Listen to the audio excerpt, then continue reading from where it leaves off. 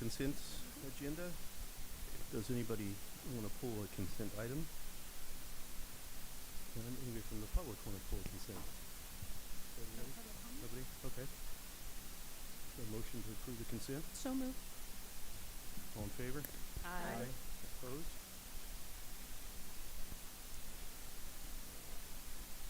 Okay, action items. Item 8, on-call transportation planning services, RFQ. Mr. Bork.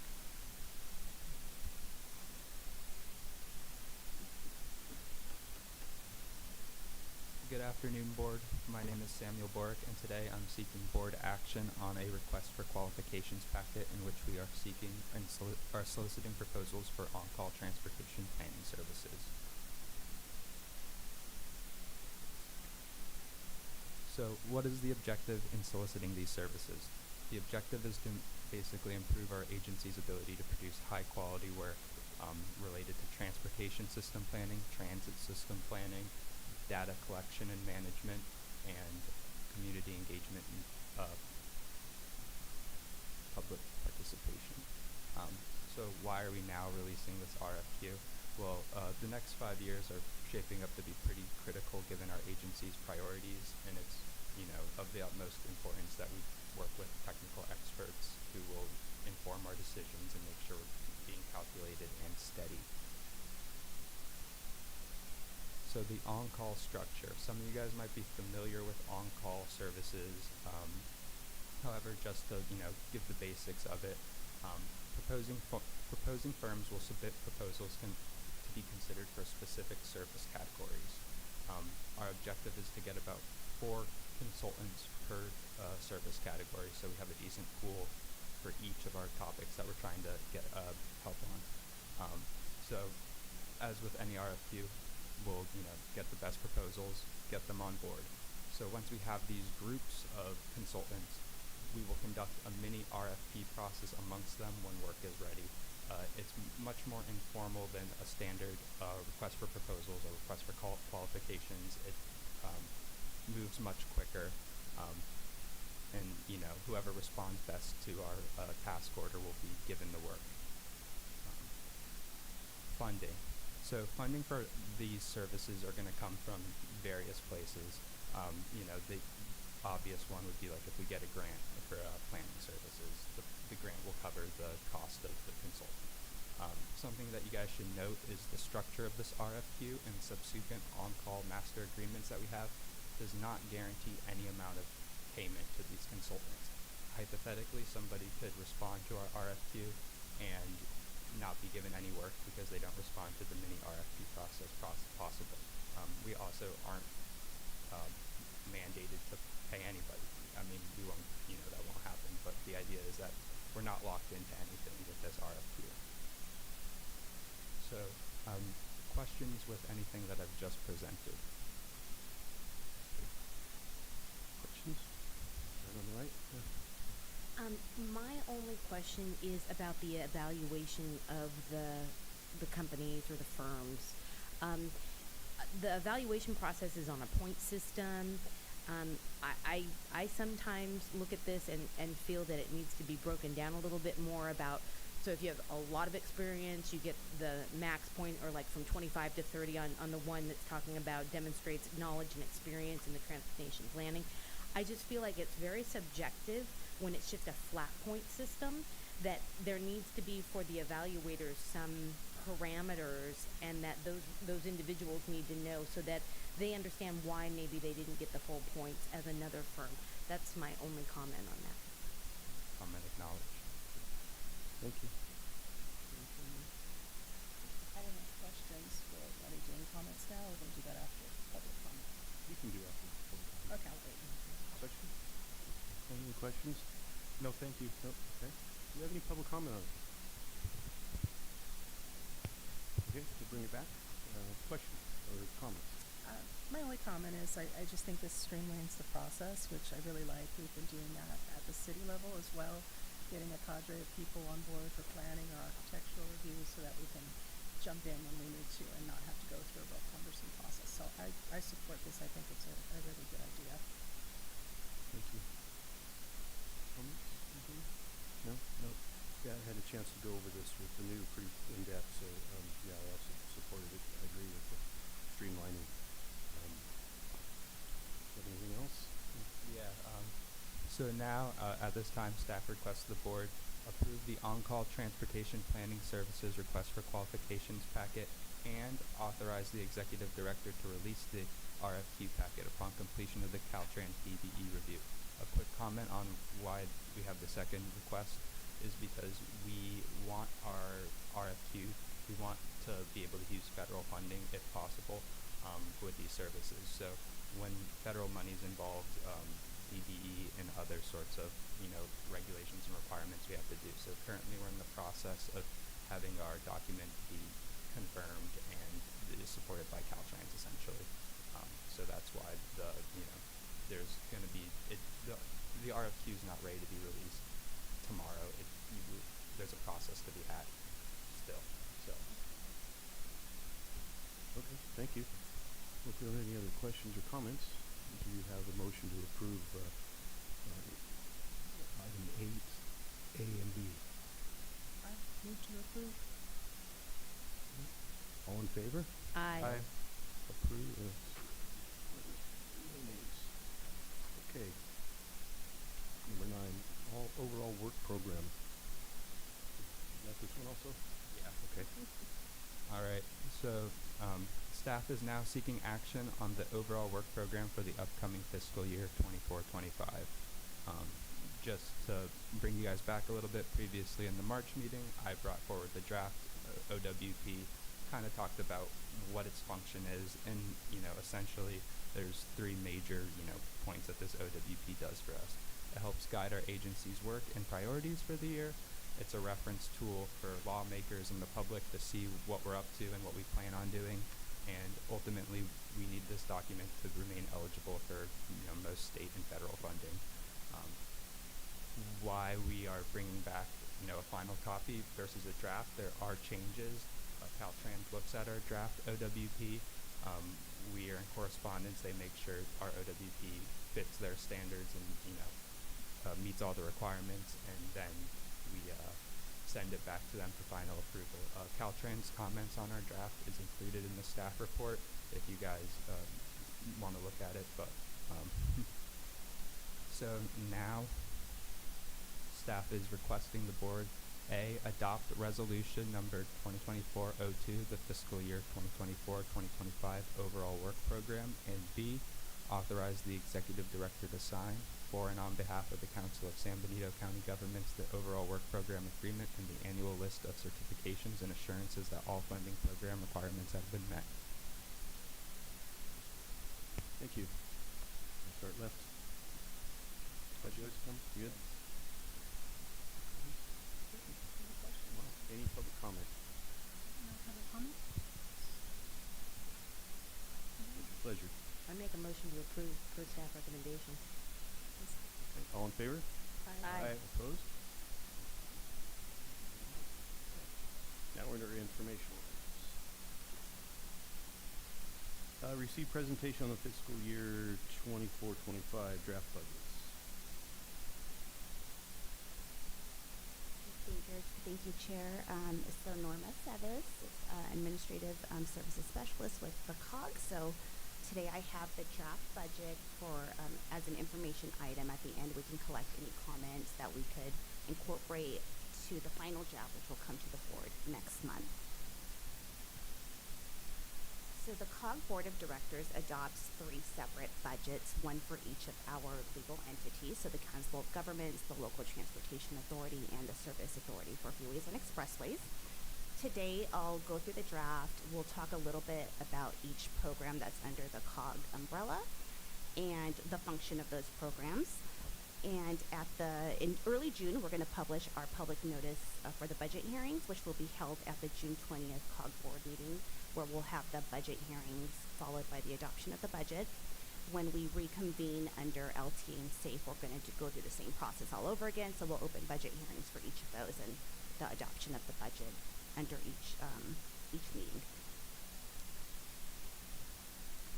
So the total budget for COG, and this includes LTA, Measure G, and SAFE, total $6.4 million. and I'll be getting into the breakdown per entity in the next few slides. But here you can see pretty much half of it is under the COG umbrella, 44.8% LTA, Measure G and SAFE are also in there. So these are the 8 accounts that are under the COG portion, the RTPA, the Regional Transportation Planning Agency. It has 8 accounts as well as Measure G, although we do maintain Measure G in a separate fund per the ordinance. I'm going to give you just a very simplified breakdown of each of these programs, but do know there's a lot of kind of nuances and a lot that happens in the background with a lot of these programs and their funding sources. So the first one here is the COG administration account. So this, the function of this program is basically to keep the lights on at COG. So this is our salaries, pays our bills, pays our rent, all that good stuff. The revenues for this program comes from the local transportation fund, which we'll talk about in just a minute, and a little bit from ALUC review fees. So we do some review related to the airport, the Hollister Airport. Expenses, again, are just personnel costs and regular administrative costs. The next 2 programs are Transportation Development Act programs. So these provide funding, it's state funding, to the RTPAs for transit purposes. And they have to comply with the regional transportation plans. The TDA establishes 2 funding sources, which are the LTF and the STA. The revenue source for the local transportation fund is derived from a 1/4 cent general sales tax. The expenses related to that account are strictly funding COG administration and funding the local transportation authority, so it funds transit. 2% of those funds are also set aside for bike and pedestrian projects, and that's a requirement of TDA. And we can also use that funding for local street and road improvements so long as certain conditions have been met. The next program is the State Transit Assistance, STA. So that's derived from SB1 diesel fuel tax. The state allocates these funds based on formula, and they can only be used for transit. So the funds come in from the state. At the end of the year, we move that money over to LTA, and it covers the LTA's some of the operation costs for LTA. Next, we have the Low Carbon Transit Operation Program, so LCTOP for short. That's a state-funded program that provides operating and capital assistance for transit, and the goal is to reduce greenhouse gas emissions and improve mobility. So that's the revenue source there. The expense on that side, again, is transit. So I've kind of made a green ring around all the funding that the COG receives as the Regional Transportation Planning Agency, which we are required to fund transit. So that's where all that funding goes. Next, we have VanPool. So VanPool, that's a self-funded program that pre-COVID we had vans that we leased for commuter purposes. That did stop after during the pandemic, and it hasn't been revived. It's been suspended temporarily. The funds that are in there, it's just one expense at the end of the year. We transfer like $4,000 to the rideshare program as a donation to fund bike to school events throughout the year. The next one that we have here is the Highway 25 Safety Program. So this was created for safety improvements along Highway 25. So that funded the construction of the concrete median barrier on the 25. These are carryover funds, so there's no active revenue coming in. And the expenses out of this account are just for Highway 25. So we use it mainly for outreach purposes. Anytime we do updates to our website, anything related to 25, we could pretty much pull from this, the rollover funds in that account. Next, we have our Transportation Planning State Subvention Fund. So this supports just about all of our transportation planning activities. The revenues here are primarily grants that come from the OWP that Samuel just presented on. So we have a lot of planning grants and this is really kind of like the meat of what we do. It's the planning activities for the COG. It also holds regional surface transportation programs, so the RSTP or STPG funding that we get annually from the state, and we allocate to the locals for street and road improvements every year. The expenses, again, here are just salaries related to planning activities that are outlined in the OWP. And And the last one there is rideshare. That program provides transportation alternatives to local commuters. Their only revenue there is that Vanpool transfer, the donation that it receives from the Vanpool account. And again, that's for the Bike to School event that we do in May. That covers all of COG's programs, and I'll move on here to just kind of summarize real quick what the budget looks like, or the proposed budget. So the dark blue columns are the current budget that we're operating on right now. The light blue is the proposed budget. Let's see, the only major change here is going to be that service and supplies column. So there, large increase, we added some funding for legal, and there's also an increase in our cost plan. That was pretty significant, which is why it looks different. I just want to know, in communication with the county on addressing that change. It was a bit drastic change, so we're having talks about that. And the other big change there is our contracts. So that increased because we were awarded that $125,000 grant for a traffic study. So we'll obviously be expending that in the new fiscal year with some consultants that were addressed in Samuel's RFQ. Now we have the Measure G budget. So again, this is kept separate from the COG fund. Revenues are derived from a 1% sales tax, which are used to address critical transportation issues. We are projecting that this new fiscal year will generate $13 million, which has been kind of the standard the past 3 years. The proposed budget, we're expecting to expend $283,000. That consists of personnel costs, as you can see, service and supplies. So we did add some legal in there as well. Historically, we haven't had that. That's why it looks like such a big difference. But we added a $50,000 budget for any happenings that might happen in this upcoming year. And contracts are just cover our engineering firm, Mark Thomas, K&N for financial.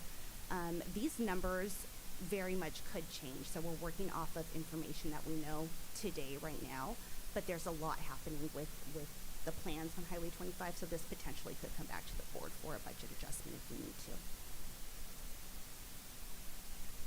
So the next budget is the Local Transportation Authority, so our transit function. Budget is $2.8 million. This again is funded by the LTF, LCTOP, and STA, and the difference is covered by grants and some fare revenue that we collect. Nothing amazing here. It's pretty standard every year. It doesn't change too much. We are out to bid for a new transit operator, so we could see those numbers fluctuate a tad. But again, if anything changes, it'll come back to the board. We're just working with information that we have right now. Our last budget is the SAFE. So this program was established to provide an emergency motorist aid program. We have 40 call boxes throughout San Benito County that we maintain. The revenues are derived from a $1 vehicle registration fee that the DMV collects for us for all vehicles that are registered in San Benito County. And we use that to fund the maintenance of the call boxes and CHP if they're answering the phones and whatnot. So again, no big changes here in terms of budget. It's a pretty standard budget. And that's all I have for you. So again, this is just all with information that we have today. There might be changes in June. We'll make sure we make note of them when we bring it back. At this point, I can answer any questions, any feedback, anything you want to see different in June. I'll be happy to address that. Thank you. Okay, thank you. Anything? I'm super new at this. I don't have any experience when it comes to the COG budget, but can you go back to the slides and pull the one up that shows the Highway 25? That one. Help me understand how contracts go down so much. Is that, can you just tell me what's happened between last fiscal year and this fiscal year? Since I'm so new and I don't know. Excellent question. So what happened was we budgeted previous year $238,000, and we just didn't use that. So I'm budgeting for the new year based on actual numbers and what we're going to expend, and it's more like what I have here, which is about 120,000. And I know we're gonna be going through the Measure G steps, so I'm not gonna go through that now. Yeah. But I just wanted to understand what Yeah. that big Yeah, so difference that was the budget, what we thought we were going to spend, and in reality, we spent what's budgeted this year. during this year. Okay, thank you. Of course. Good question. Questions? So you said the van pool program has not been brought back, but we're still budgeting for it. Are the plans to bring it back then this coming year, or? As of now, no, and the reason is because the vans are just really worn down. We have to replace them, and we don't have the funding for that. We'd have to go after some grants, so that might be something we could do in the future. So we'll keep the budget there? Yeah, we and just keep it go there, on. and just Okay. for the sake of giving that donation to Rideshare. And just out of curiosity, the Highway 25, the safety project, you said it was 5.3%. What's that amount that's sitting in there? It is 185,000, and we'll probably gain some interest, of course, this year. And then last, it's more of a comment than a question, but in going over the agenda review, that rather large legal expense, and I know that there's a San Benito County cost plan. We'd like to see that, I wanna see the breakdown, and I'd like to see a breakdown of what these legal expenses were that were over $200,000, so we can understand. And I think that's it for me for questions. Mr. Chair, can I just comment on that, just, because Yeah. I totally agree, and I just want to remind on the cost plan, it's always 2 years in the rear, so it's something that happened 2 years prior. That's how the cost plan works, so when you're talking to them about the cost plan, you need to talk to them about how those numbers are from, where are they from, because they should be pulling them from 2 years in the rear, because it takes 2 years before the cost plan actually gets administered. Yes, and yes, that's absolutely Do I correct. have that right? You do, Okay. yes. And what I think happened, but we're working to clear it up, is 2 years ago we wrote one check for $9.2 million. So it's kind of off a one-time thing to Caltrans to fund the local contribution for the 156 project. And I think that's what blew up our cost plan numbers because it's based on expenditures. So if that's the case, we're working with county to see if we can remove that or what we can do about that. Yes. And when we get to new agenda item, I have a suggestion for you. No, thank you.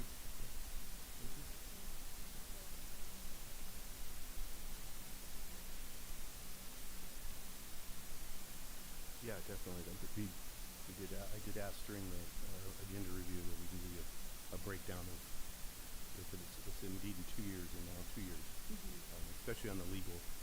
I'd like to, because I thought that was just insane. It was like, could we, let's say if you're using $450 an hour, like 48 hours to review that personnel issue that we had, and it just seemed like a long time to review a pretty simple personnel issue. So, and then I saw something else. And then I did see something. It's kind of nice. Expenditure summary and revenue summary on the proposed budget. It was kind of nice. We lost a couple people, but we lost top step folks. But then we brought in 3 folks, so we actually saved some money this year on that. So and that worked out. Yeah, you're right. This is there's a lot of stuff to absorb. Thank you for bringing it to us prior. Do we have any public comment on it? No public comment? Any more questions or comments? Move to the next one. Okay, let's move to 11 then. Measure G update. All right, that's me again. So we have just a quick update on happenings for the new year on Measure G and just kind of a general update on what's going on here. So I'll dive right into it. So Measure G, it's 1% sales tax for a 30-year period. It was passed back in November of 2018 with a 69.77% approval rate. The measure is expected to generate $485 million through the course of those 30 years, so we're 5 years in now of collecting. It's designed to address critical transportation issues. In the investment plan, there was also an adoption of priorities in order of tiers. So tier 1 being Highway 25, tier 2 local street and roads, tier 3 being other, so other transportation issues, bike, pedestrian and transit. So this is the breakdown of the percentages and what those tiers do, their function. In 2020, the COG board adopted a funding approach which prioritized local street and road improvements. And by doing that, what the funding approach did was advance funds to local street and roads. And so this is what the breakdown looked like. So it's about 62% was going to local street and roads, 30 to Highway 25, and 8 to the other category. This approach is slated to end on June 30th, so this fiscal year. The new fiscal year, the funds for Measure G for local street and roads are scheduled to be paused for 10 years, and that would level out and pay back the Highway 25 and level this out to what it should look like. And secondly, it was also done to protect the funding towards Highway 25 and fund that project. We have been reviewing the funding strategy for a few months already and working with our consultants. So we are reviewing this, seeing what has changed. A lot has changed, so we have to revisit that all together. And we will be bringing that item back to the board for consideration with any recommendations at a future meeting. To date, the measure has generated $56.8 million in revenue. 33.7 has been paid out for local street and road improvements, and we've included a list of either completed projects or projects that are being worked on in your packets, and they're also available on the website, Measure G website. So that's pretty much all I have for you. I can answer any questions. I'm sure we have questions. We usually do for Measure G, so anything I can help with or anything I can get back to you on, I'll be happy to take that. Okay, Measure G question. Yeah, I guess, so out of the 56.8, 33.7 for local streets, and I understand that based on a formula that was approved by the voters in the measure, but can you, for public sake especially, give at least the general, I think is it the bike and pedestrian, some of what would fill the gaps between the 57 and the 34, roughly $1 million. Okay, so the rest of that funding that wasn't paid out is sitting in the fund. Oh. So it actually hasn't been expended. We haven't expended anything from Tier 3 aside from administration, which is very little. But it would cover legal. It could cover our update to our cash flow model this upcoming year. So. And the remaining so what's in the fund currently? Okay, so let me get that number for you. So right now we're holding, so Tier 1, Highway 25, has about 15.9 million, and Tier 3 is holding about 4 million. And I have numbers as of Q2, so they might be a tad bit off with this. Yeah, I mean, I could add comments, but I think I'm going to just keep those to myself because it really doesn't matter if we're stuck to these formulas and they are what they are. So thank you. Yes, I'm glad that this is coming back, and I'd like to see if maybe council would consider coming back with another special session to talk more about 25, just to make sure that we have the timelines moving forward, and then we have a plan, and also take into consideration what additional funding we're going to need, so that we can at least bring that back to our jurisdictions for potentially additional federal infrastructure funding or any other possible grant that we could acquire to expedite what we need to do with 25. As part of that referral, I also like to, if we do have a special session, to add a component of safety and to Highway 25 so that we can kind of take a deep dive on that. And it all relates to budget because we can't do anything without money. Again, super new here, so I apologize if my questions are, you guys all know. The measure itself had the 3 tiers in it.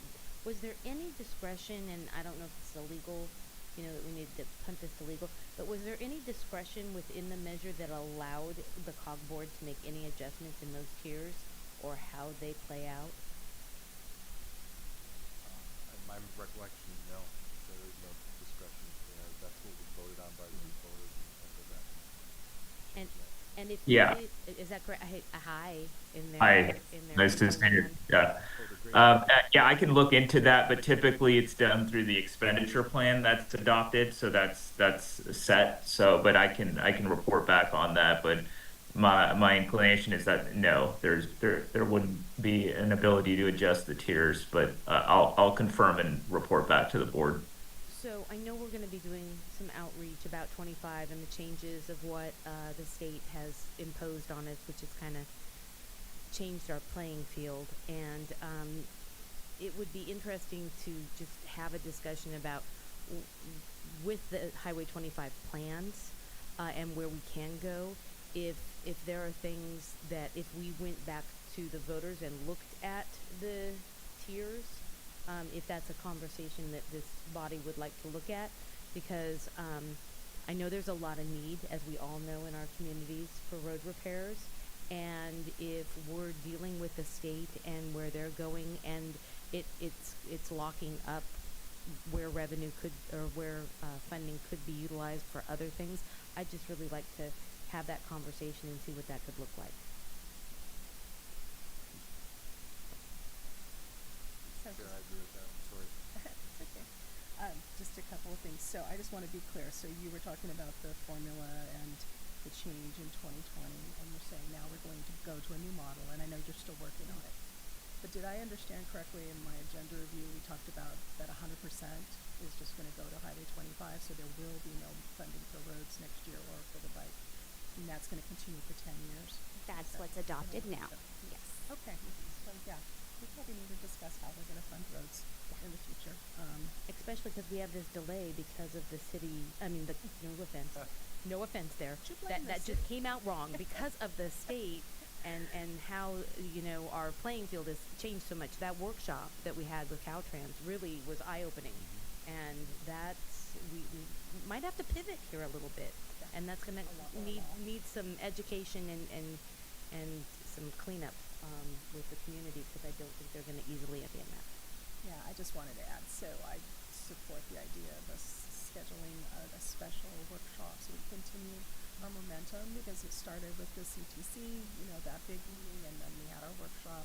I just want us to keep moving forward, and I think we do need to start defining how this could look now with the new VMT requirements and all that. We've got to come up with something. We've got basics, but we really don't have a plan fleshed out. I know we're going to go out to the community, but we don't really have something new to tell them about what we're doing. So workshop is probably in order. So that would be my brother's choice. And I would just add to that, that's more than just some of our organizations. I mean, it's really reaching out and getting the community to come to hear what's going on.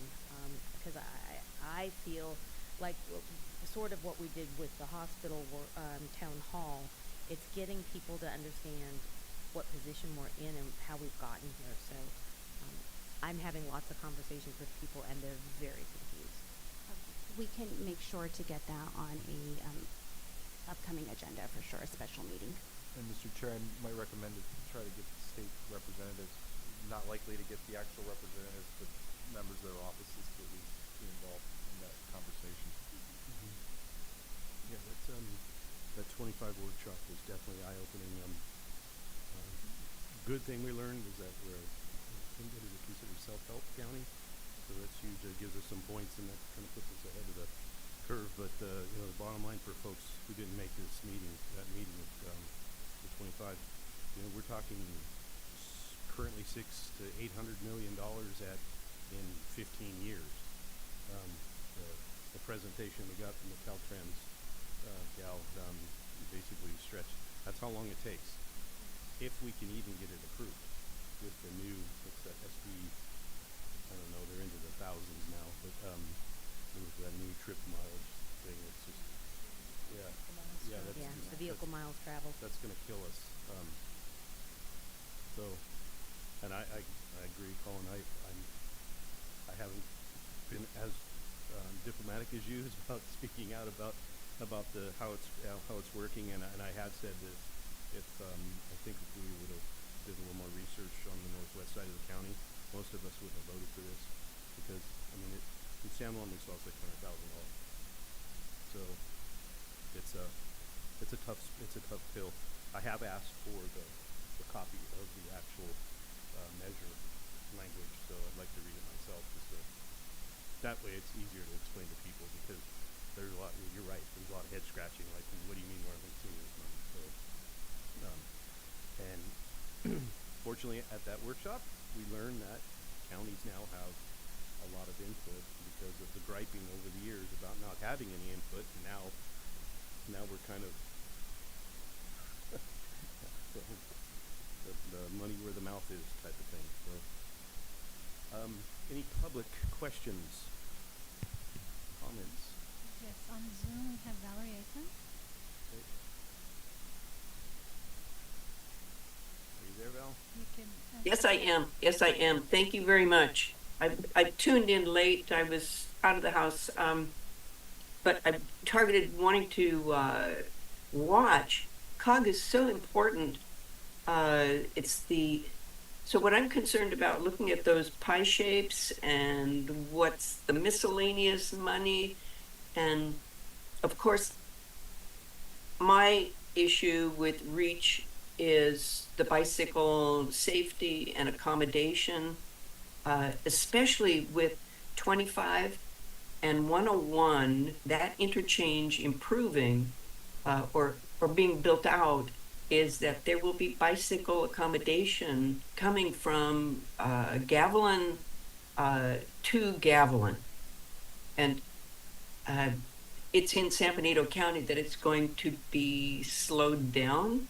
But I think that there are ways if we have developers or farmers or whatever that can accommodate some space for bicycle paths that come from Santa Clara side through San Benito, that we can accomplish something that would improve our, not just transportation, but our tourism, especially connecting to the pinnacles and all of our parks. So, this money thing is pretty significant, and I'm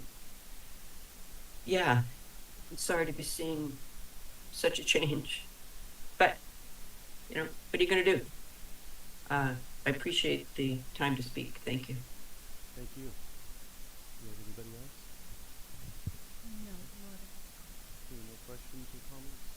I just have one more, and that's that I did actually get to see our executive director give the first kind of community outreach about what's happening with 25. She did at the Business Council, and it gave a really good timeline of, where it started, what the path was, and what happened as far as us not having funding, getting Measure G, and then all these things that occurred, like vehicle miles traveled and where that leaves us. So I think she's planning to continue those, but obviously once we get plans as to where we want to go with it, we'll have to do more outreach. But I think she is planning to do more of those kinds of outreach to the different groups and get in front of as much community as she can. I think they even talked about the farmers market, is that right? Doing a booth there to kind of share.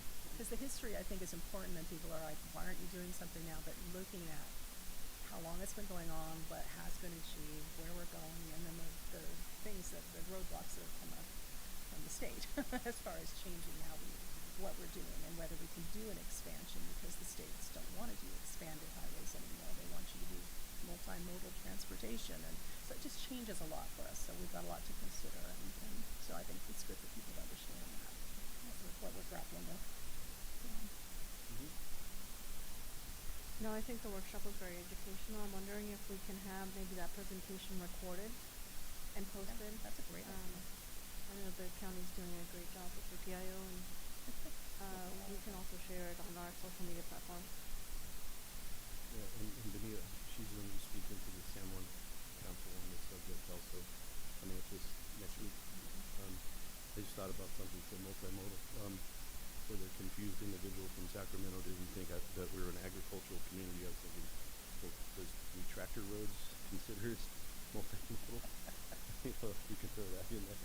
And I know Benito's coming with a presentation with the board of supervisors also. So this will be good. It'll get the word started and get it talking. Yeah. Okay. I think she's Move on to 12. The draft 2024 unmet transit needs report. Mr. Keeney, you got this one. Good afternoon, Board. I'm here to present an update on the feedback we've received throughout this unmet transit needs process. So, I want to go back to what an unmet transit need is. An unmet transit need is a need that is not being met through existing public transit services. Throughout this process, we've gone through several steps and have ended up in the analysis stage. This is where we are currently. The unmet transit needs analysis by staff was conducted pursuant to the criteria adopted by the SPCOG board, which includes a definition of unmet transit needs, a criteria to meet that definition, and a definition of reasonable to meet, and a criteria accompanying that definition as well. It is quite extensive, so I have included it as an attachment to this item that can be looked at more in depth. But for reasonable to meet criteria, the key areas that we focus on are equity, timing, cost effectiveness, system performance, operational feasibility, community support, conformance with the ADA, and other factors. So, the feedback that we received can be broken down into these three key categories: infrastructural, operational, and feedback related to a gap in service. Out of this feedback, staff determined that 39% were not unmet transit needs according to our adopted definition and criteria. 29% were unmet transit needs that were determined to be reasonable to meet, and 32% were determined to be unmet transit needs that were not currently reasonable to meet. So, what we got from this, we saw a major amount of support for the Hollister fixed route service, restoration of the original fixed routes. There were specifically mentions about the Red Line. The Red Line connects various social services in the northern part of Hollister that include the food bank, behavioral health, health and human services, other county departments, and various employment centers in the northern part of Hollister by the airport. It connects these destinations to housing, medical services, and shopping in the rest of Hollister. Another main conclusion that could be drawn from these responses was additional support for more regional connections to the San Francisco Bay Area, primarily San Jose, and Monterey Bay Area cities. These were among the destinations that were requested in the feedback we received. Bay Area, Monterey Bay, Salinas, Santa Cruz, Los Banos, Watsonville, and Aromas. So, what we can gather from this is that most of the feedback was centered around new destinations and restoration of fixed route service in the city of Hollister. Support for higher frequency, evening, and weekend services also ranked as close second and thirds. Staff would like to take these into account while shaping future priorities.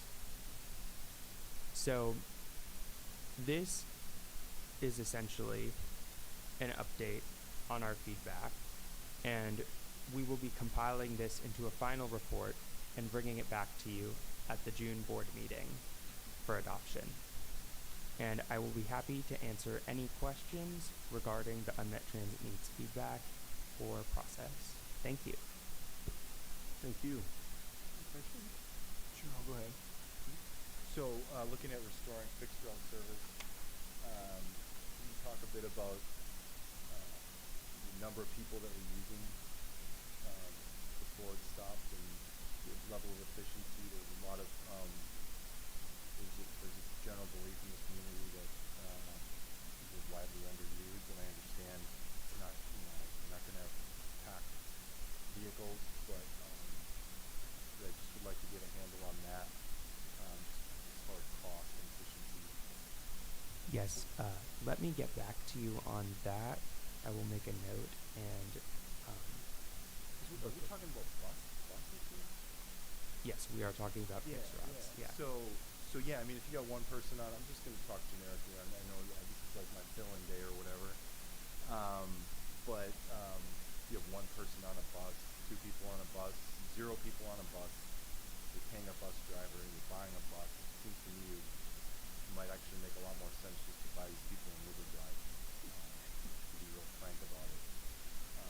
So I know that there are certain mandates that come down from our state that we're going to talk about a little more with Highway 25.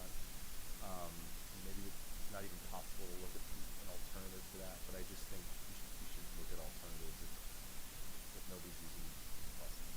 Thanks. Yes, and we do collect data on ridership, so I would be happy to compile something if that's something you're interested in. That'd be great. And then you also are installing some new onboard data collectors, computers, and they're going to be a lot easier to keep a tally. So you're not the first person that's been concerned about big buses driving around with one person on it. So. Just trying to represent the residents. Yeah, yeah. So, yeah, us too. Okay. Mm-hmm. No, thank you for the report. I think it's in line with what I've heard from residents, which is predictability and reliability.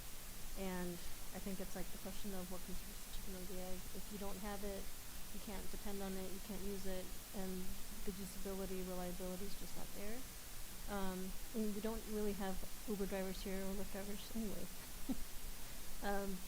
So it's going to be, I think it's an important area to review. I'd love to see any data that you might have, but I was really happy at least to see some of the key points that I've been hearing in the community, which it just makes me feel that congratulations to your team to go out and gather the information for them.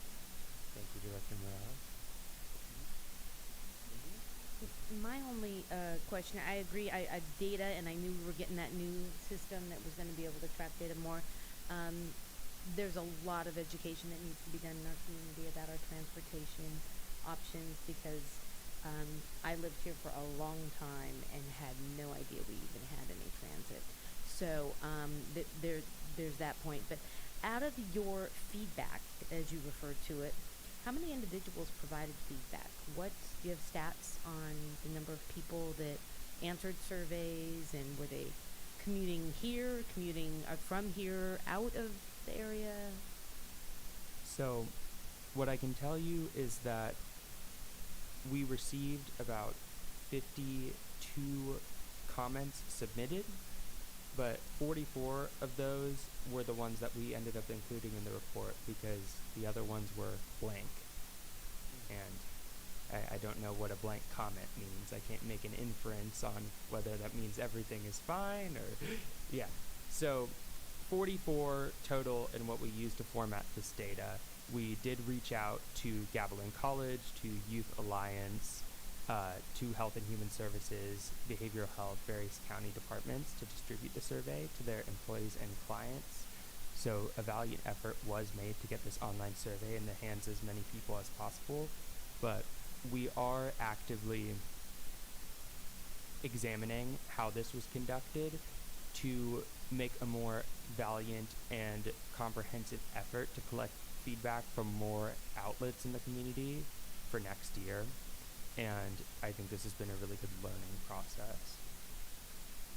Okay. So just a couple of things. One is, no, we can't do away with our bus system because I think we get state funding specifically for the bus system.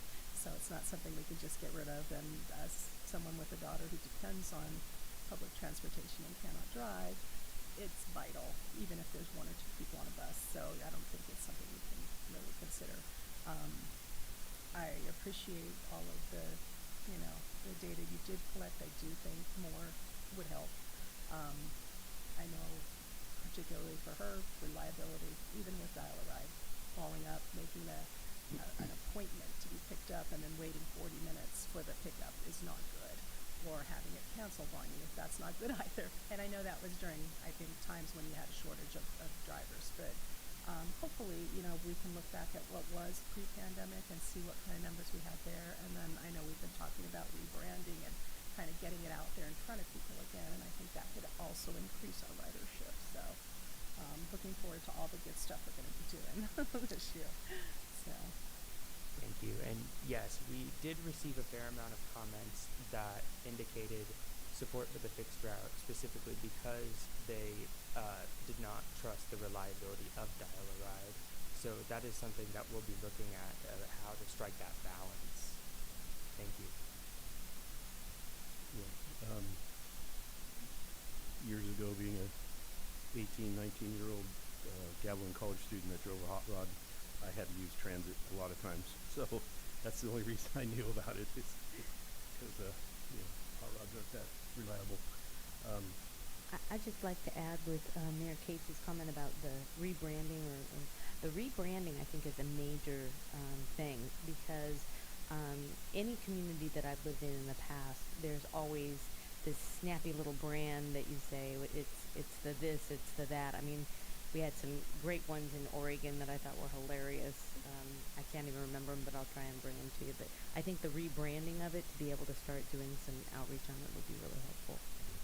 No, you're right. It used to be called Santrans, and then all of a sudden it got rebranded to County Express. And I told Benito, what would it take to just put San Benito County on top of that in red? I mean, it goes to Gavilan College, and people don't even know where it comes from.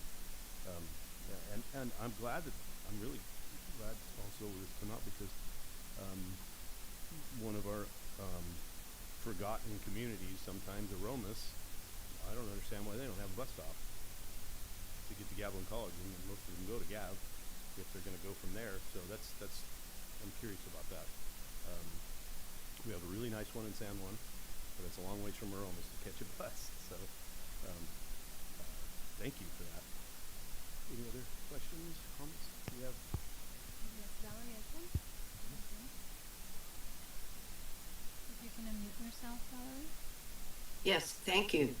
And this is, the transit thing from Aromas. There should be something that gets to San Juan, the Anzar High School, excuse me, because I believe there is a pickup spot at Anzar High School that would make it convenient for the Aromas folks.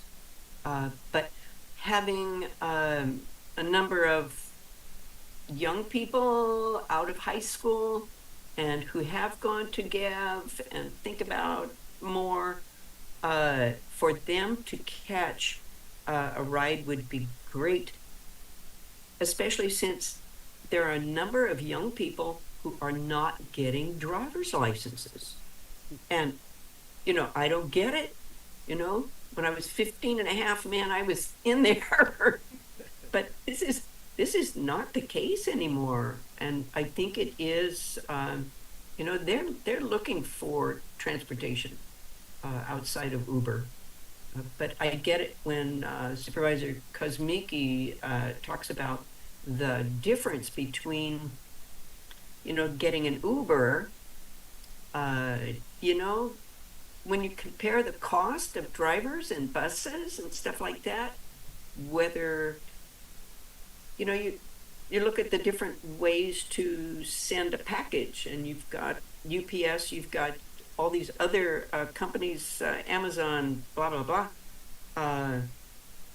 And I don't know, there's got to be kind of a more comprehensive look at ways to get people from here to there that accommodates our rural communities.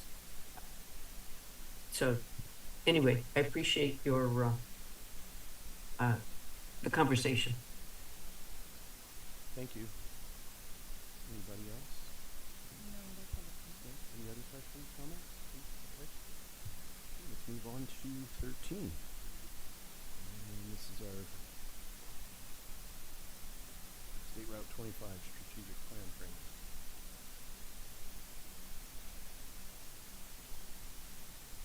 Okay, so I'll be covering this item on behalf of Benito. So at our Highway 25 workshop, and this ties a lot to the conversation we had regarding Measure G, so hopefully this will kind of pull everything together. At the Highway 25 workshop, one of the key takeaways for staff was to kind of get moving on next steps, some sort of plan in writing that can help us kind of move forward. So that's what I have for you today. It's going to be an update on what this framework of the strategic plan for Highway 25 looks like. As most of us know, the goal of this Highway 25 convergent project is to address critical safety concerns as well as accommodate transportation needs that are here now and also down the line in the future. The framework revolves around these 6 steps that we have here. One of them is define the purpose of the project. Second is conduct situation analysis. 3, set objectives and goals.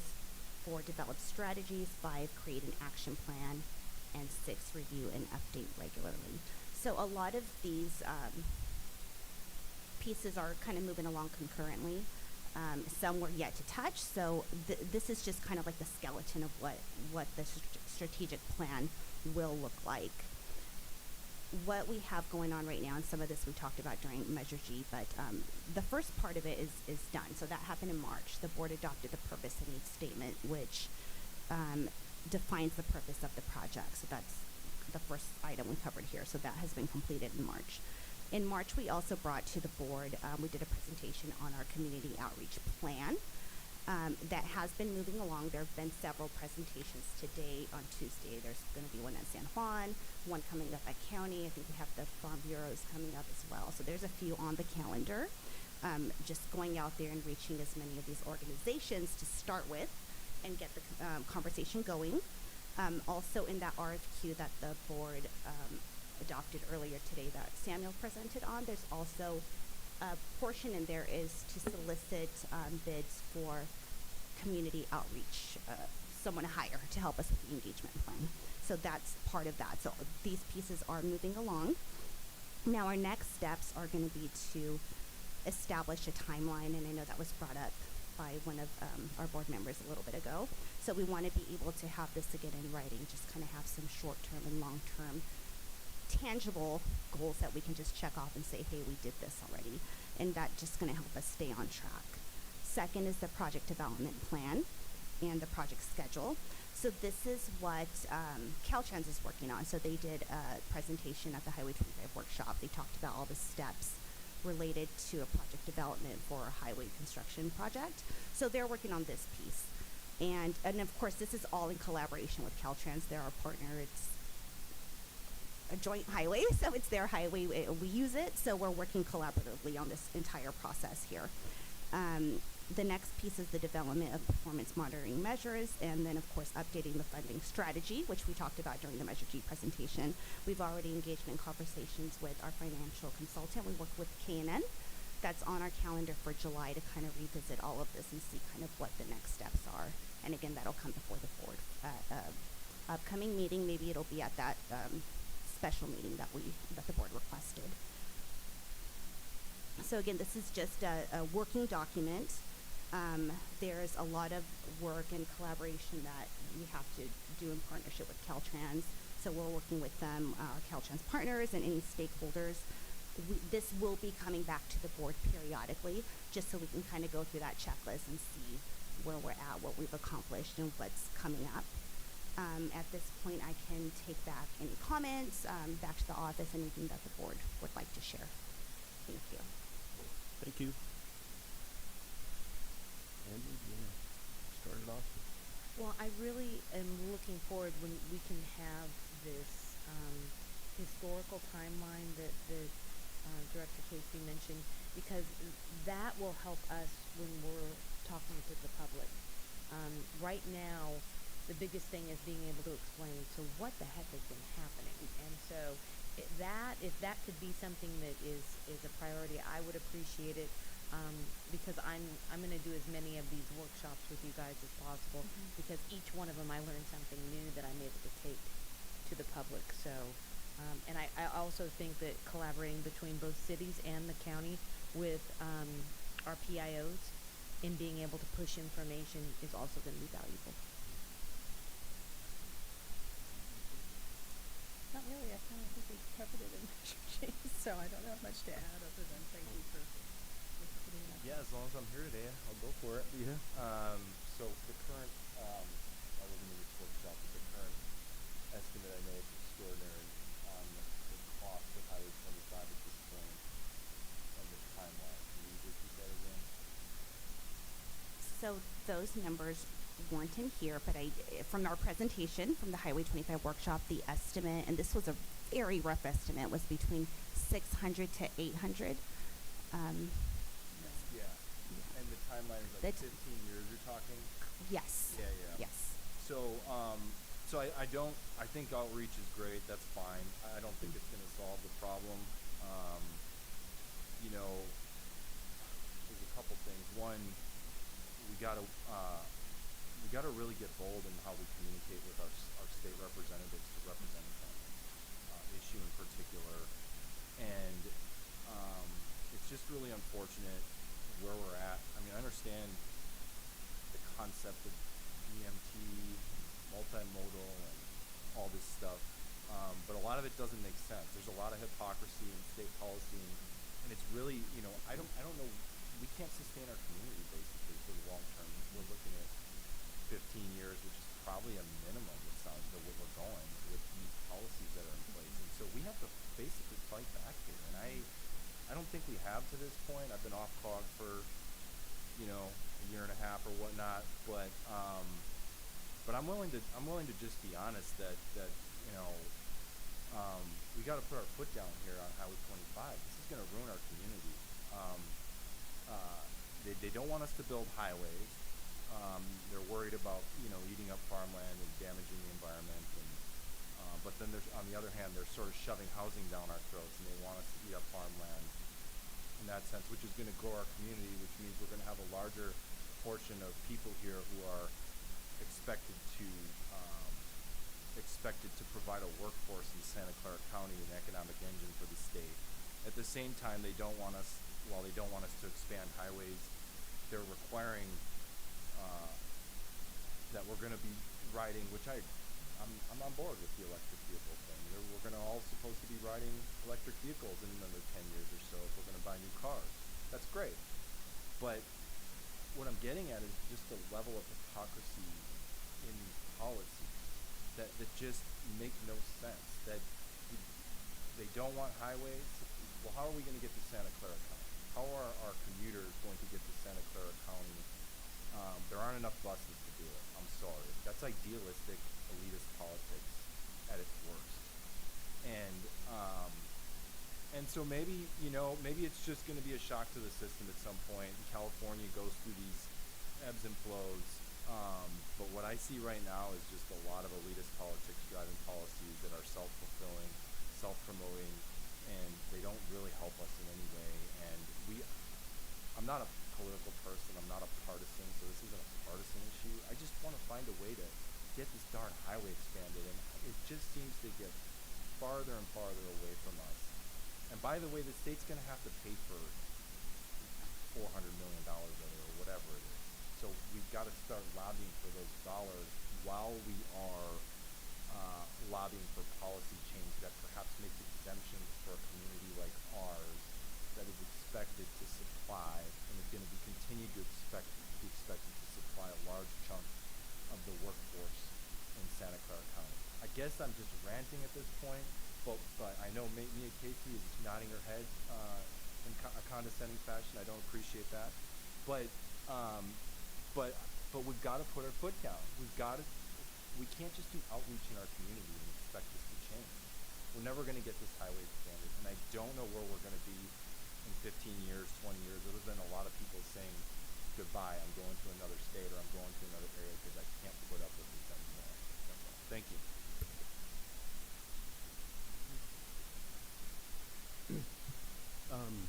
Can I just counter? I mean, nothing against what Director Kosmicki has said, but one of the biggest challenges that we've had this last year, and things that I think are good in our community, is that we're starting to educate our residents about there is a problem at the state level and the federal level, and we have to keep explaining that. And when we go to Washington, D.C., the first topic out of our mouths is Highway 25 and the traffic in our community.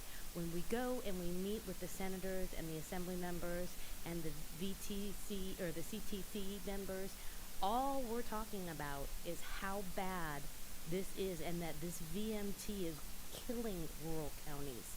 And when we're at the RCRC meetings and talking about what our community needs in rural representation from a state aspect, because one little county is not going to be able to make that difference, but together rural counties have a much more powerful voice.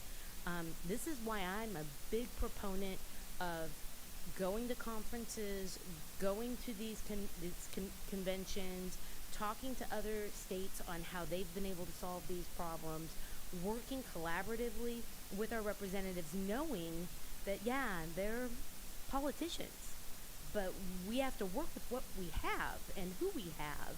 And I'm trying, and all I've been doing in this last year and a half is sitting down and explaining how this system isn't working. It's not working. We've got to come up with another way. What does that look like, and how can we bring that to rural counties like ours that are so impacted by urban counties like the Bay Area and others? So I hear what you're saying. I agree, but at the same time, we can't stop travel and transportation to these organizations that give us a voice, in my opinion. And if I may, Mr. Chair, just again, and one thing I left out is I just don't have faith at this point. I just don't. I'm sorry. As far as this is too important, and I think that we should put back on the table a concept that we discussed a few years ago of whether the state is willing to allow us to transition Highway 25 to a county road and to let us take over Highway 25 and to get it done in a much cheaper fashion that doesn't require all of these mandates that are never going to happen, basically. So I think that's, to me, aside from, yes, this is an irritating topic for me because I don't see a finish line. The last time I was here, 15 years is 600 to 800. All those are just going to keep. It's just going to keep getting farther and farther away the pace that we're at now. I'm a firm believer that we should seriously pursue talking to the state about making Highway 25 a county road. And you might think that I'm crazy, but to me, that's the most practical, logical path forward. Okay, so a few facts on what's been going on. This year was the first time that the CTC has ever been to San Diego County. And in that workshop, Speaker Rivas was there and he spoke. And he said basically what you're saying is that this is taking way too long. 156 it's almost 25 years in the making. And he called him on it. And his very candid speech allowed all of us to be able to speak candidly to the CTC. Bob Tiffany just spoke, and he scored some big points. The new is working tirelessly through in the background. So we are communicating with our officials, with the Sacramento, and even on the federal level, we are. And I agree with you on this Senate bill where they have no clue. You know, I've said this a million times. There are people in Sacramento who have no idea where Hollister is, have no idea where San Diego County is, and they'd be lucky to find it on a map. Yet they're still making decisions for us. We had a guy at the 25 workshop. I don't know who he was from. He was some guy with the state of California. Told us he didn't consider San Benito County as a rural or an agricultural county.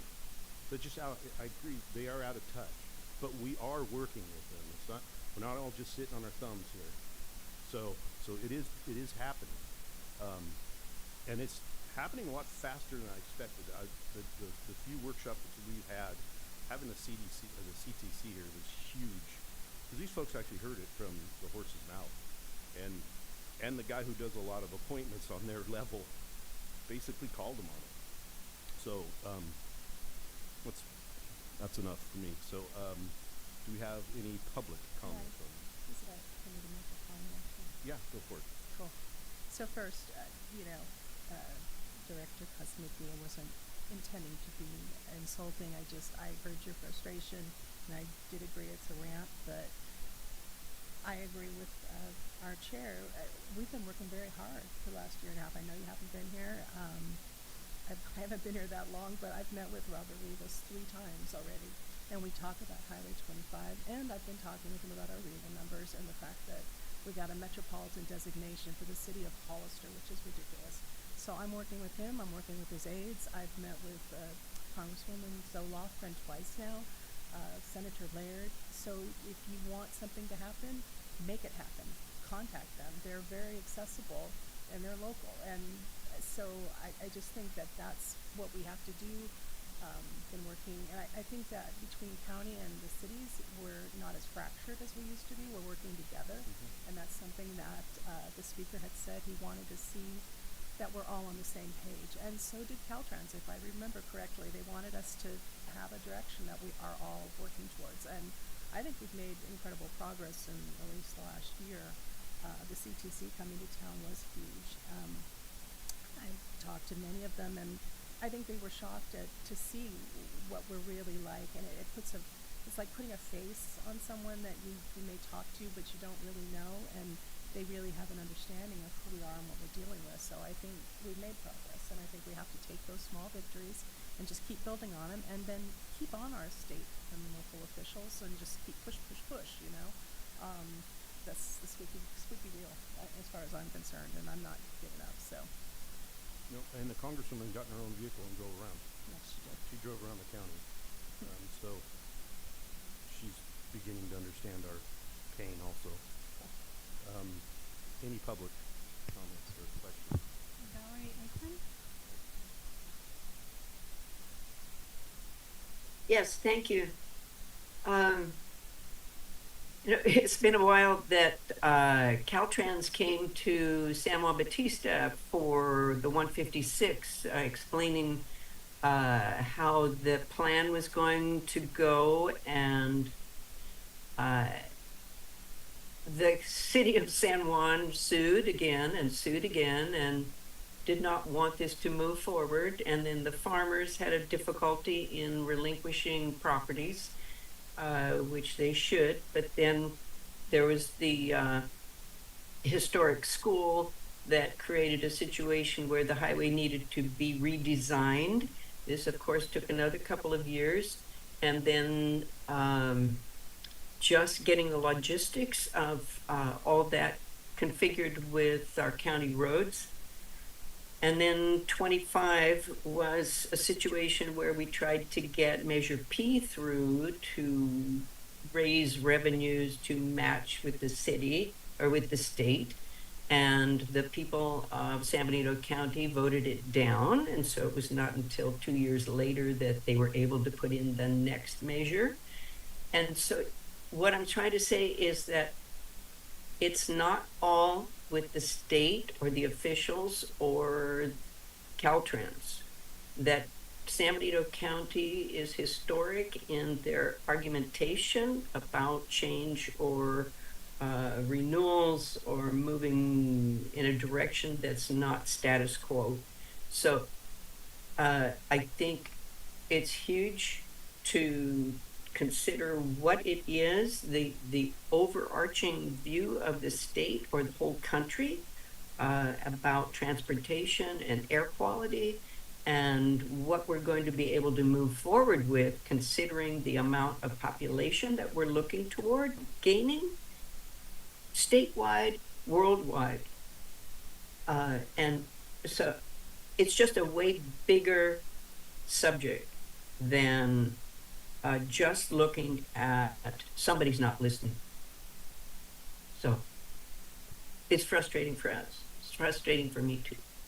So thank you very much for listening. Thank you. Any others? No other public comment. Any final parting shots? Anybody? No? Okay. Move on to 14. that we shot Caltrans full of a bunch of holes. It's time for Caltrans. Do you have anybody with him? Yes, you do. Sorry, I'm coming in virtually today. Good afternoon, Chairman Friels and Directors. Brandy Ryder here, Deputy District Director of Transportation Planning in District 5. For today's construction report, I just have a quick update on one of the projects, Highway 156 Improvement Project, just to remind you that the temporary detour at Union Road will be implemented in July. We brought this to your board briefly last month, and the Union Road Detour Staging Plan public communication process has begun. So as you see up on the slide, it's an 8-week closure. We're looking at the time frame being between late June to late August, weather permitting. As a reminder and just a highlight, we have gone and done outreach to several different locations. Throughout the month of May, we went to the Farm Bureau. Benito took this to the Board of Supervisors meeting at the end of May, or she'll be bringing it to the Board of Supervisors on May 21st.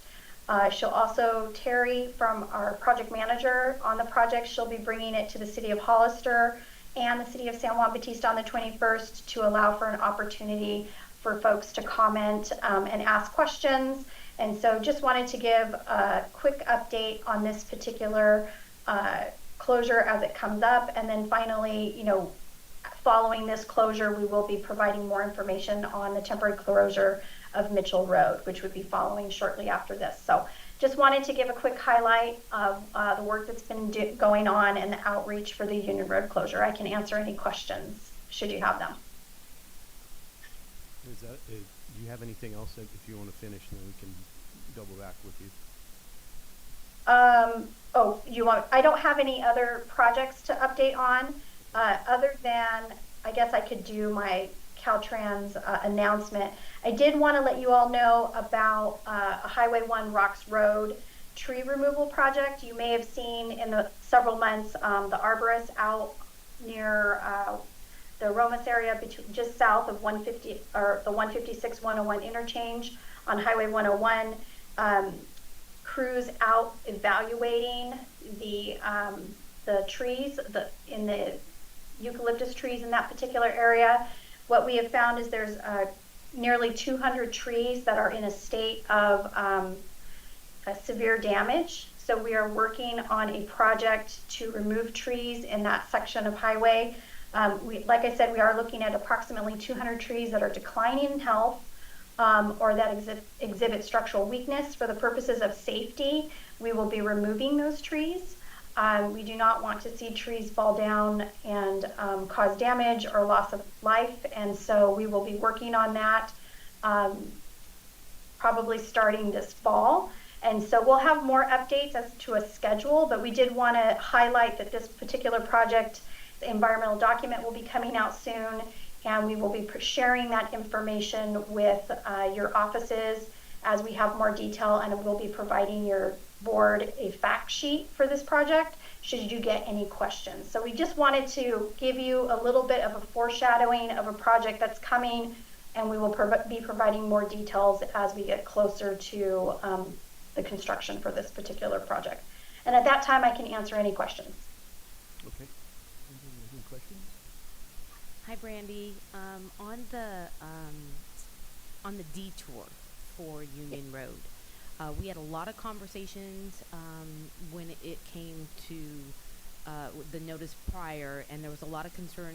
I wasn't on COG, but a lot of concern from the Board of Supervisors and the impact. And I know you're doing a lot of outreach, but one of the things that was brought up was the turn-only lane onto 4th Street. Did that get resolved? How will that intersection look? Is it a one lane and everybody's waiting to get through that light? Or is there a turn-only lane that will be added so that traffic can flow more freely? So I'm actually going to, Terry Thompson, our project manager, is on the line, and she can answer that question with a little bit more detail than I can. Okay, great. Welcome, Terry. Or Tracy. Hi. Tracy? Terry. Hi, thank you. No, it's Terry. Okay. So If you could go back, I saw a second slide come up. The next one, yes. So if you see those three images, after discussions with our stakeholder committee, it was determined that this would be the best course of action to move forward and get the traffic flowing during this detour.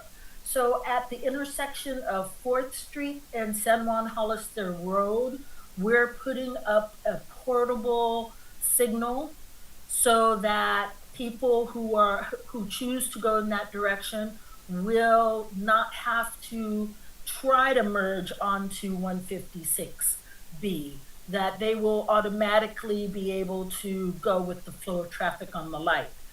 The next square in the middle is showing we have put in a dedicated right-hand turn going from 156 onto 156B.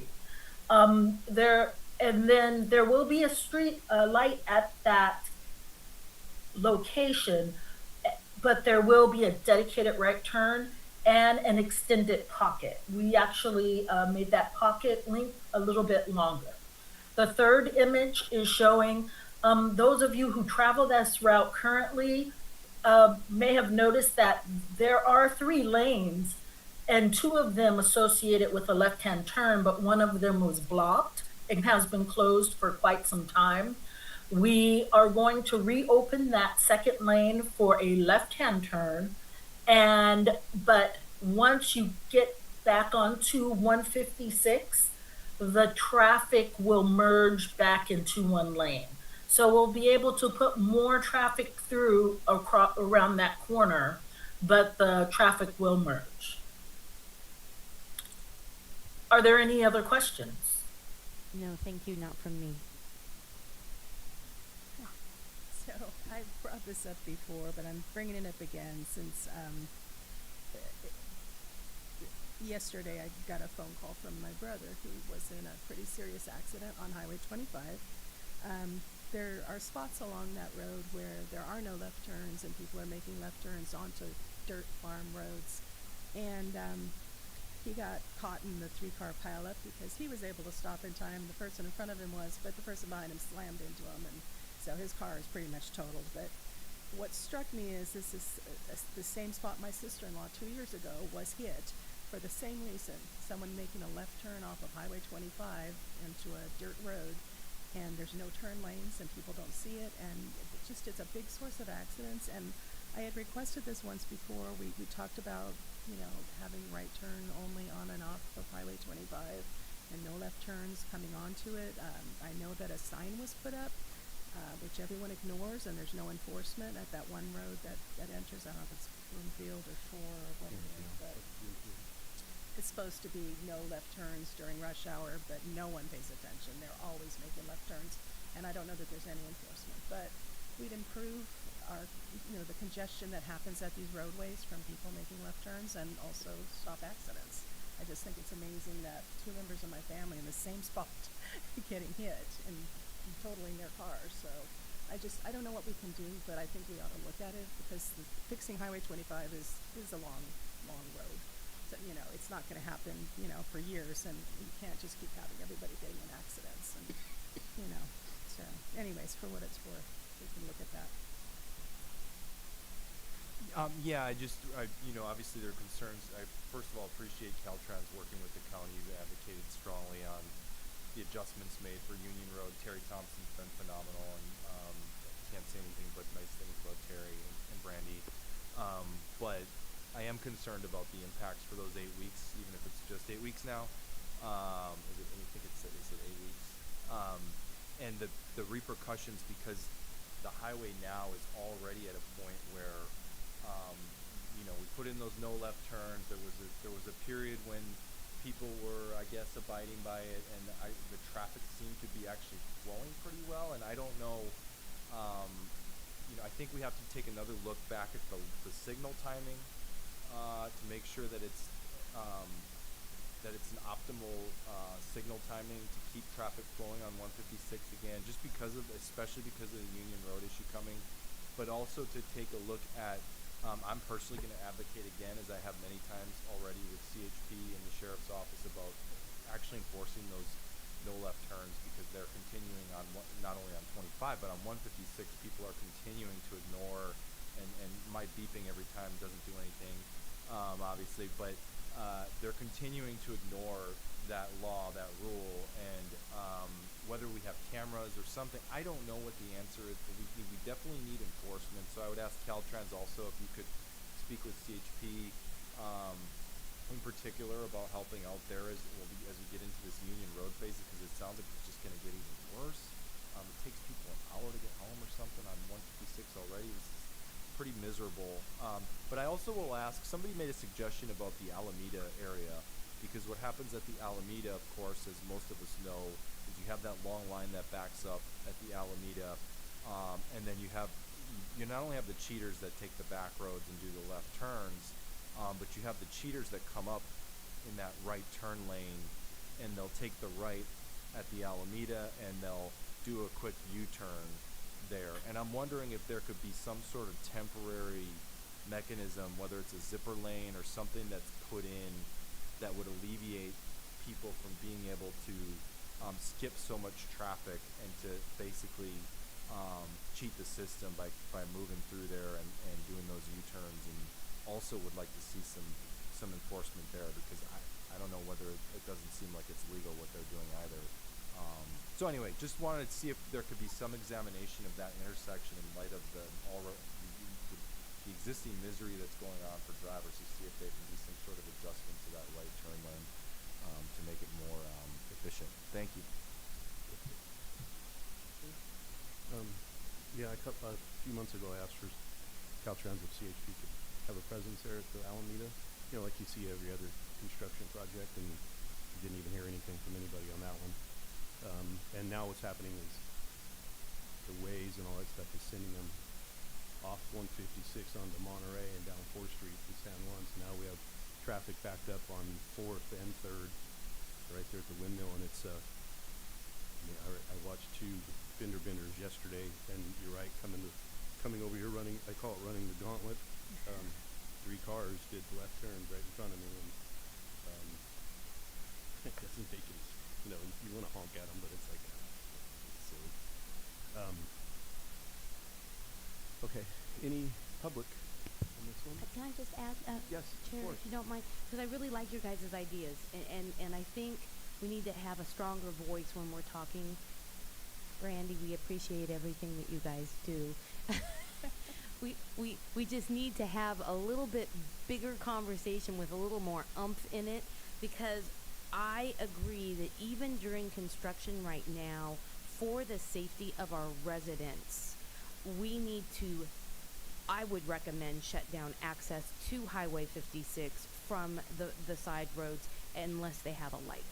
And it should say residential access only, and there should be some sort of barrier where it could only be for like farm traffic, or it's not, that we look at it that way, because we are having so many accidents because of this construction.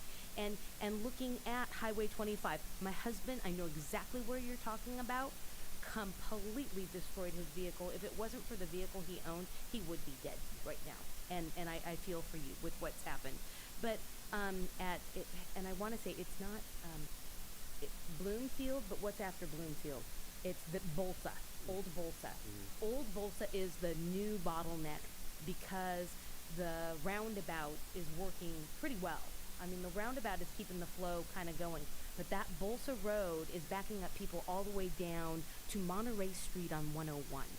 And so if there's a way that we can see where these bottlenecks are and come up with some sort of temporary mechanism to stop people, I don't know what that could look like, but it's more than just a sign, and enforcement is so costly. So if we could come up with another option and then look at how those areas could be addressed, even as a temporary address while we're looking at how we need to expand 25, because if we could start to solve the bottleneck problems because of these, we are going to actually get a flow that is much more productive. And I think it's a possibility, but we got to really push the conversation.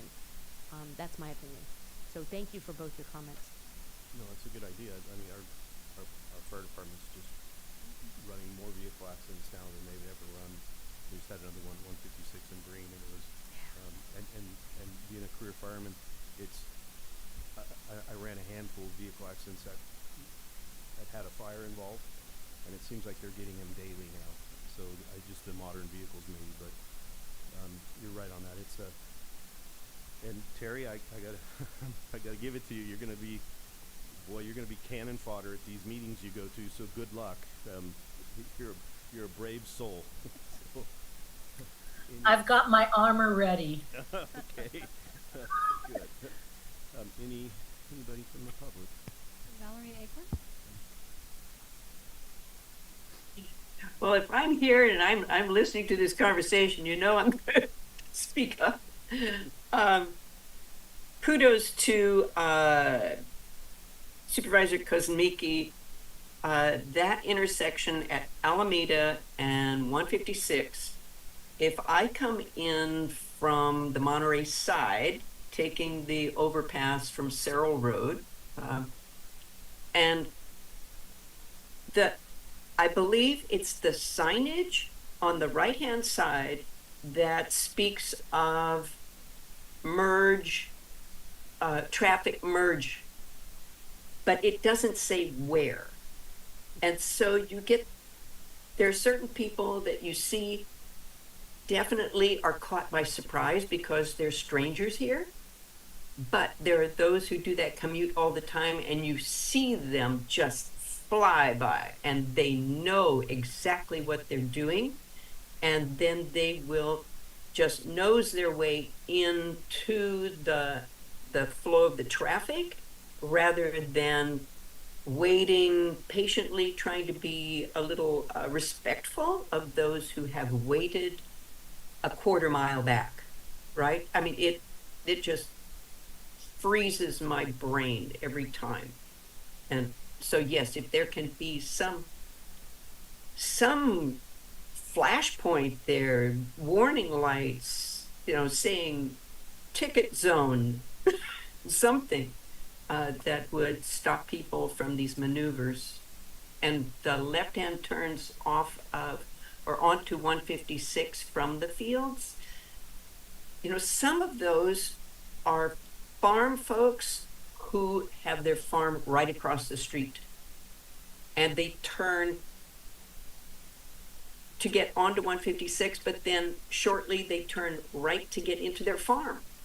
And so for them to go all the way around back to Mitchell and then come back again, and they cannot get to their farm, it's like, that's got to be super, super frustrating. And I would imagine, that's part of the people's problem that there is on that area. And yes, kudos to Brandy and Colby and Corby and all the Caltrans folks, I mean, they've been working on 156 since the first meetings at San Juan School that really, really were interesting to observe. So thanks for the chance to comment. Thank you. Any others? No? Okay. Brandy, is that all you have? We've got you down for 2 items, but I think you already gave your correspondence and the notification on 101 at Rocks. Yeah, I think I've been beat up enough tonight. No, I'm just teasing. Yeah, I'm good. Okay, we're good. Okay, we can move on to the last. Do we have any director's reports on anything? I don't have any. Do we have new future agenda item comments? Is that part of this, or is that separate? Talking about. I don't see why it couldn't be. So what I'd like to do is I have seen such a change in separating from the county at the LAFCO level, and I think Director Casey has seen it too. I'd really like to understand this JPA a little more and how it got so tied to the county. We've had this conversation a few times, but I'd really like to have that. If maybe council could look into this and how it got so tied to the county, because this is a separate entity, and I think we need to start looking at it that way. Also, with the impacts that some of the things that COG is reliant upon with the county, that maybe that could be an opportunity to look at how can we make our COG more of a transportation entity as opposed to connected to the county. I think there's a lot of confusion that this is a county department, and we had that as a huge confusion with LAFCO, and I'd just like to have that conversation and understand a little bit more about the JPA. So if that's something that could be a future agenda item, that would be great. Sure, I'd be happy to address that. In terms of the current structure, in terms of the employees and COG in general is a independent JPA. So it is an independent entity. It is not a county department or a department of any of the member agencies. It's an independent legal entity. But yeah, I can address that at a future board meeting. That would be great, and if you could include in that kind of what some of the standards are in the COG world out there, I think that would be really great for me as a new director. So thank you. Yeah. Good question. Good. On the left side, anything? So if it wasn't reported before, Mobility Partnership will be in Hollister. So for the remainder of the year, which is great because then people get to experience all of the roads leading to Hollister. I also want to report that AMBAG, at least the city of Hollister, has requested a letter of support for budget so that during the state budget, we don't lose $10 million for transportation. So hopefully that will be sent soon. Council did agree to move forward with that letter of support for transportation. Again, a little bit over $10 million. Fully support the agenda item. I think I'd like to learn more about that too. I think it'll be essential to understand the inner workings of how we should govern COG. And for me, I'd like to have a better understanding for Highway 25.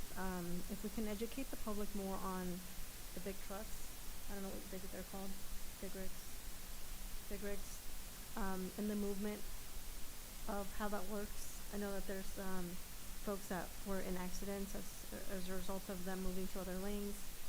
Their understanding is that they can move in other lanes because they're so big, but what about the people that are in the next lane? So if we need to do more education, but I'd like to have a better understanding how that works and develop some type of action plan.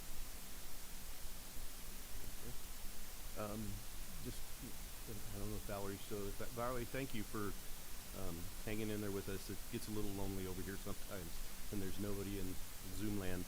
And Colin, thanks for stepping up and filling in. Appreciate it. Yep.